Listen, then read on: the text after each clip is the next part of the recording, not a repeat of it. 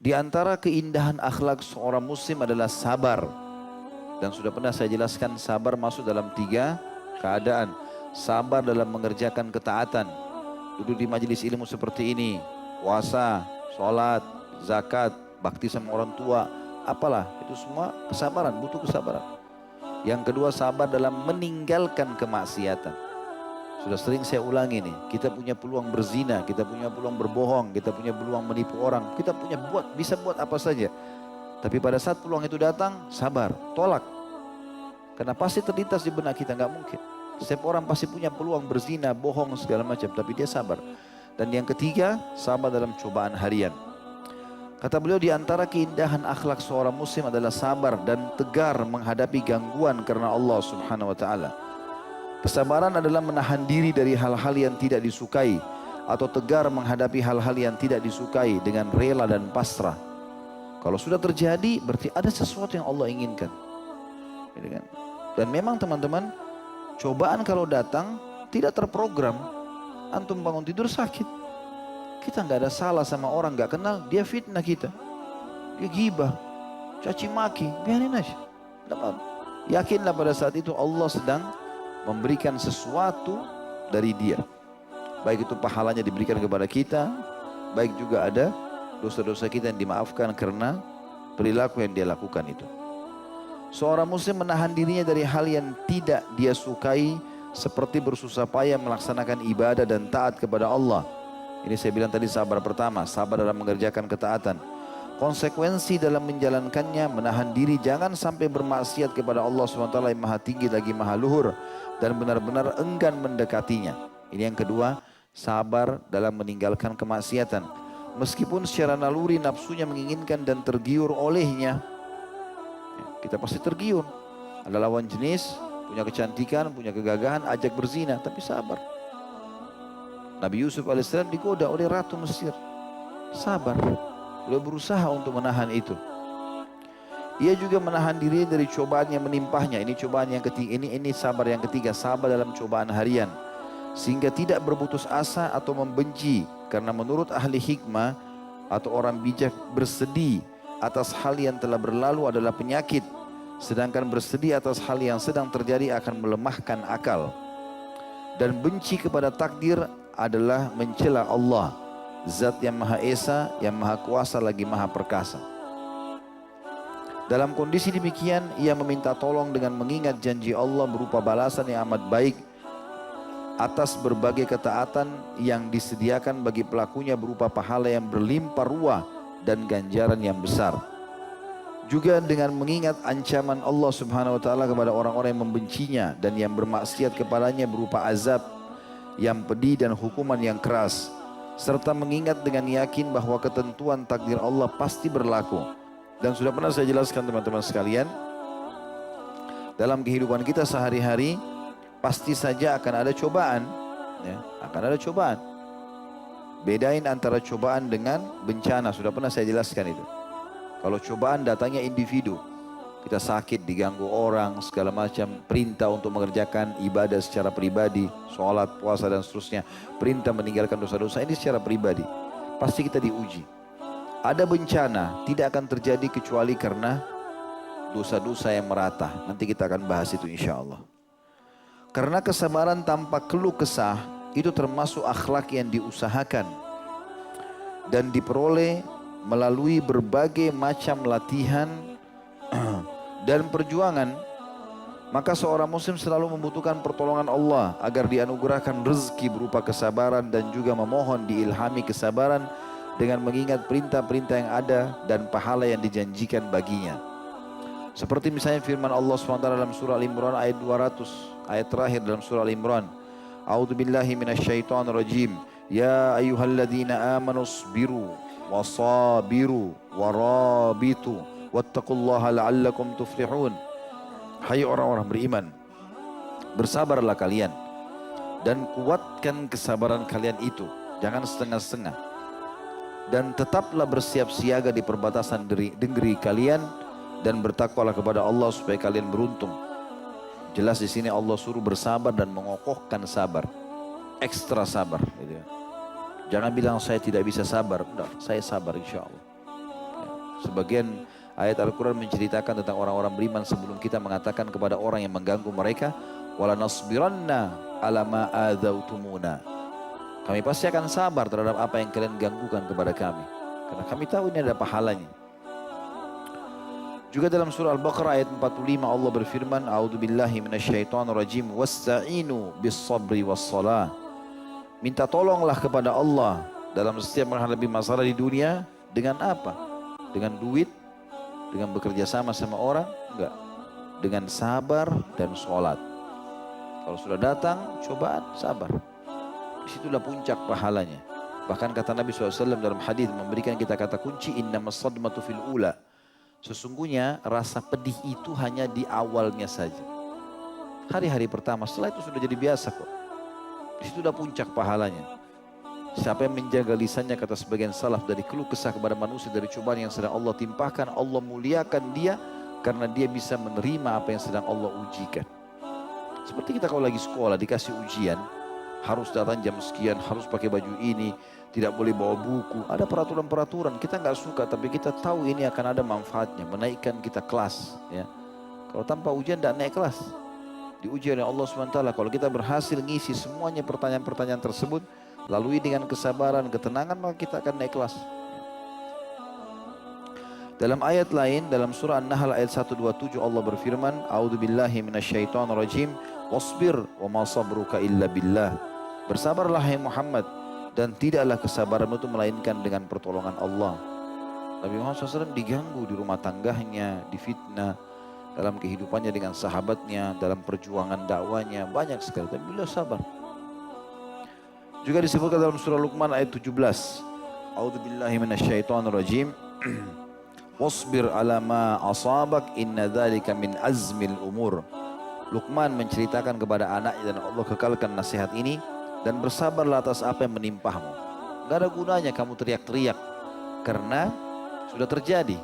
Setiap terjadi masalah teman-teman, ingat 6 huruf ini, solusi. Jangan tanya lagi kenapa terjadi, karena sudah terjadi. Gak ada gunanya. Kata Nabi SAW, kalau terjadi sesuatu pada kalian, sudah terjadi, jangan katakan kalau seandainya. Karena kalimat kalau seandainya atau lau membuka pintu syaitan. Tapi ucapkanlah qaddarallahu wa ma syaa fa'al. Allah sudah takdirkan dan Allah melakukan apa yang dia inginkan. Sudah. Setelah itu solusi, jalan keluarnya apa? Karena kita teriak-teriak nggak ada gunanya. Sekarang kita pulang rumah, rumah kita kebakaran. Yang kita harus pikirkan 6 huruf solusinya. Kebakaran sekarang. Padamkan api, itu solusi, bukan yang lain. Kalau kita teriak-teriak, suara kita habis, rumah kita habis. Nggak dapat apa-apa. Atau orang begitu, nangis-nangis, habis semua, nggak ada gunanya buat dia. Jadi kita harus tahu solusinya apa. Kita keluar dari rumah, dari masjid, sendal kita hilang, cari nggak ada. Solusinya sudah selesai, beli sendal baru, sangka baik dengan Allah. Kalau itu mungkin Allah mau saya ganti sendal baru, sudahlah, sedekah, selesai. Beli sendal 50.000, habis urusan. Ribut, sendalnya hilang 1 minggu di kantor dibahas masalah sendal hilang. Gak selesai-selesai. Bahkan kalau lewat masjid itu, masjid ini sendal saya dicuri. Padahal yang salah pencurinya bukan masjidnya. Tidak ada hubungannya.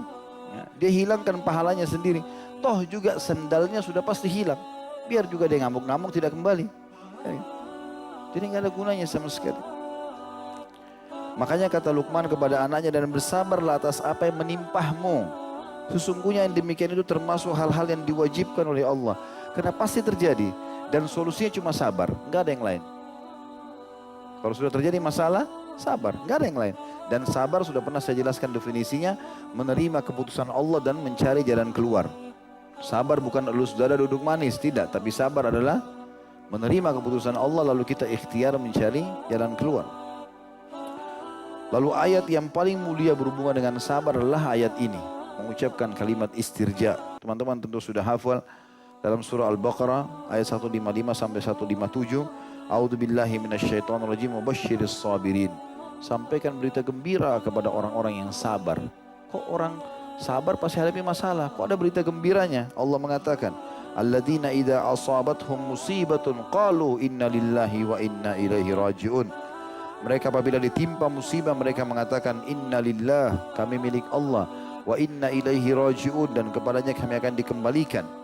Kalau kita ucapkan kalimat ini namanya istirja. Allah bilang ulaika, mereka itulah, alaihim salawatu min rabbihim wa rahmah, mereka akan mendapatkan jalan keluar dari Tuhan mereka dan juga rahmat, karunia yang luas, ya, rezeki. Wa ulaika humul muhtadun, mereka lah orang-orang yang mendapatkan petunjuk. Kata ulama, ini dalil yang paling nyata tentang akan adanya cobaan individu. Mau nggak mau, tidak akan pernah ada seseorang di antara kita yang tidak kena penyakit.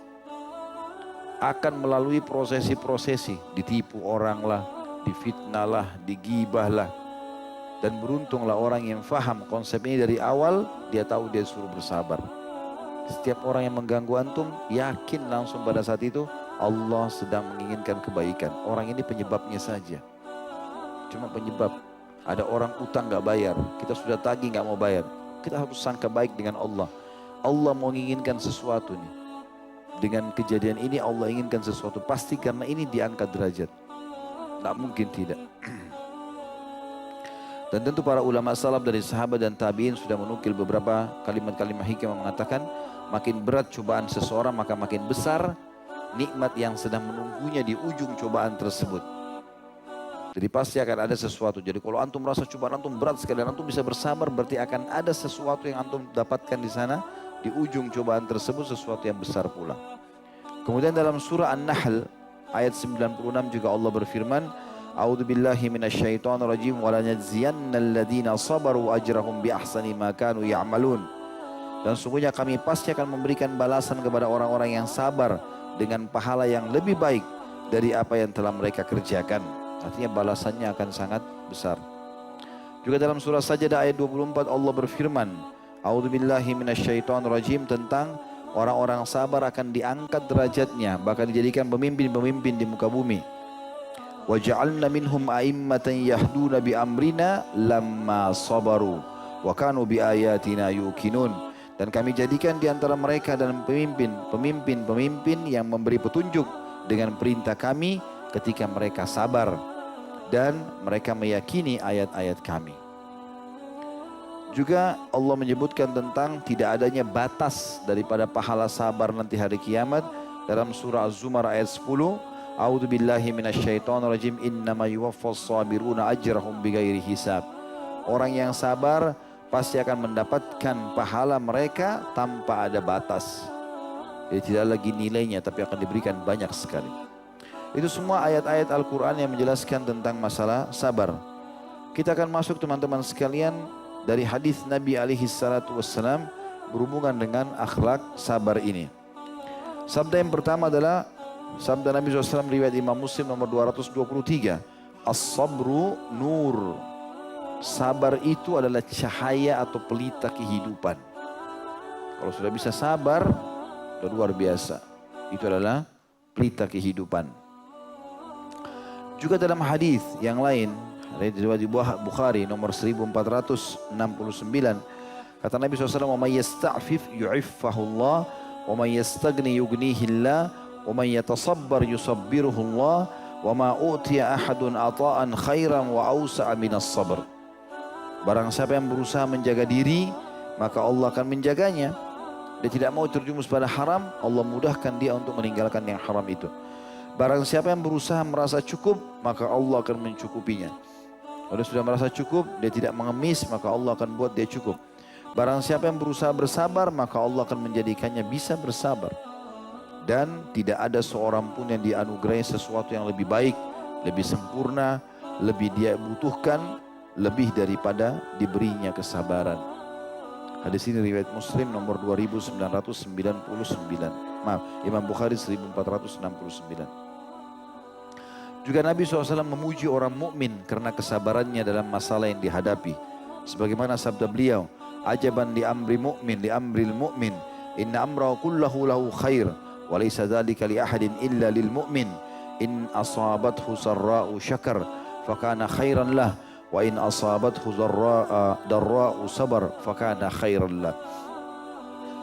Sangat menakjubkan perkara orang-orang mukmin itu. Sesungguhnya seluruh urusannya pasti baik baginya. Kalau sudah sampai pada level keimanan tinggi dia begini. Dan tidak ada demikian itu, tidak memiliki kecuali orang mukmin saja. Yaitu bila mereka mendapatkan kesenangan, mereka selalu bersyukur. Dan itu baik buat dia. Dan bila dia ditimpa bencana atau cobaan, maka dia selalu bersabar dan itu juga baik untuk dia. Hadis riwayat Muslim nomor 2999.